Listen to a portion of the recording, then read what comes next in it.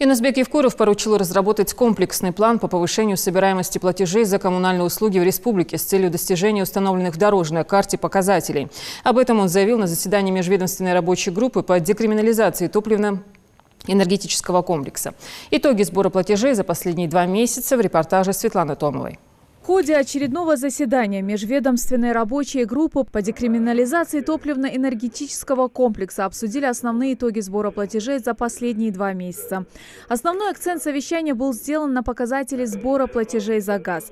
Так, по данным правительства, оплата за потребленный газ за декабрь 2018 и январь 2019 года составила около 2 миллиардов рублей, что выше на 34 миллиона рублей по сравнению с аналогичным периодом прошлого года. Таким образом, прирост составил 2,7%. Самые низкие показатели по оплате наблюдаются в Магасе, сельских поселениях Икажево и Плиево. Наилучший результат показали в Акиюрте, Алкуне и Карабулаке. Задача такая.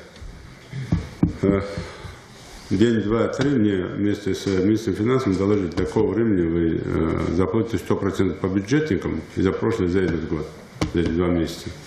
И по ЖКХ предприятий. И итоги квартала этого года подводим уже с конкретными оргвыводами для глав сельских поселений, муниципальных образований. Особое внимание там главе Назаринского района МУСа и главе Малгобекского района по населенным пунктам пройдите, проверьте. Инусбек Евкуров отметил необходимость системного подхода для повышения уровня собираемости налогов в сфере ЖКХ. Особое внимание нужно уделить и многоквартирным домам. Каждый собственник жилья должен заключить договор с ресурсоснабжающими организациями для ведения учета. Особая тема – многоквартирные дома. Здесь мне совершенно непонятно, почему власти города и Магас, и Назрань, и Малгобек, и Карабулак, и Суджа, то есть там, где многоквартирные дома, не наводят там порядок. Все знают, чья квартира, на кого оформлена эта квартира. Начинаются сказки. Мы не можем войти в дверь, потому что якобы там дверь закрыта, там никто не открывает. Да вам не надо в дверь входить, вам надо просто подать в суд и через суд требовать выплату, еще штраф наложить на хозяина квартиры, а не на квартиранта. Сегодня, опять же, непонятная коллизия. Здесь правительству надо более жестко поработать. Глава также отметил важность профилактической работы жителями со стороны глав муниципалитетов, объяснять необходимость соблюдения платежной дисциплины, предупреждать об ответственности за долги. Вопрос сейчас конкретно. Что мы делаем для того, чтобы минимизировать любое коррупционное явление? В том, что одна из форм для глав муниципальных образований – это профилактика. И надо стесняться называть имя того нехорошего человека, мягко говоря, который требует откат, который требует там процент для того, чтобы списать долги. Потому что каждый, кто пытается это сделать, он как минимум недостоин того, чтобы скрывать его имя. Он достоин, чтобы его имя озвучить, чтобы его уволили, чтобы с ним там расстались.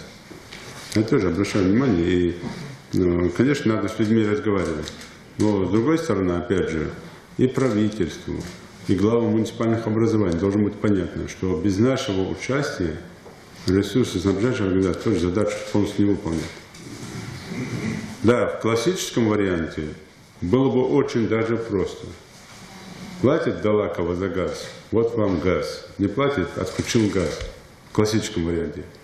Но по закону это невозможно. Почему? Потому что если в Далаково хотя бы 3 человека платят за газ, отключить невозможно. Так нет? Вот в этом есть коллизия. Но мы должны помогать ресурсоснабжающим организациям, не валить друг на друга. Постоянно разговаривать с людьми, общаться с людьми. Ну и, конечно, работать по спискам тех бюджетников, которые получают бюджетные деньги, еще не платят. В ходе заседания директор филиала МРСК Северного Кавказа «Ингушэнерго» Адам Цычоев сообщил, что специалисты филиала в данное время проводят полную инвентаризацию электросетей для точного выявления потребителей электроэнергии, что должно позволить исключить незаконное подключение к энергосетям и поставить всех потребителей электричества на учет. Светлана Томова, Новости 24. На совещании под председательством главы Ингушетии обсудили ход реализации национальных проектов в республике. Ингушетия принимает участие в реализации 47 из 67 федеральных проектов, предусмотренных в рамках 12 национальных проектов. Паспорта всех региональных проектов подготовлены и утверждены. На текущую дату заключены 23 соглашения о предоставлении средств для реализации проектов на общую сумму 4,5 миллиарда рублей. В ближайшее время планируется подписание еще 4 соглашений на сумму около 500 миллионов рублей. Общая сумма федеральных субсидий в рамках реализации нацпроекта в республике ожидается в размере более 5 миллиардов рублей. За счет нацпроектов регион намерен решить ряд приоритетных задач в сфере образования, здравоохранения, культуры, экологии, жилищного строительства, малого, среднего предпринимательства. Юнусбек Евкуров отметил, что главной целью национальных проектов является качественное повышение уровня жизни народа, а это может быть достигнуто только на основе создания конкурентоспособной экономики. Министерство, ведомство, глава муниципальных образований, сельских поселений. Для всех касается. Просто принципиально, это просто принципиальный вопрос. Малейшее послабление, малейший срыв работы по вашей вине, даже не обсуждается в дальнейшем нахождении в должности. Поэтому прошу это правильно всех понимать. Нацпроекты – это стратегия, это основа. Если мы провалим работу по показателям, по выполнению задач, будет не совсем правильно. Поэтому учитывайте это, пожалуйста.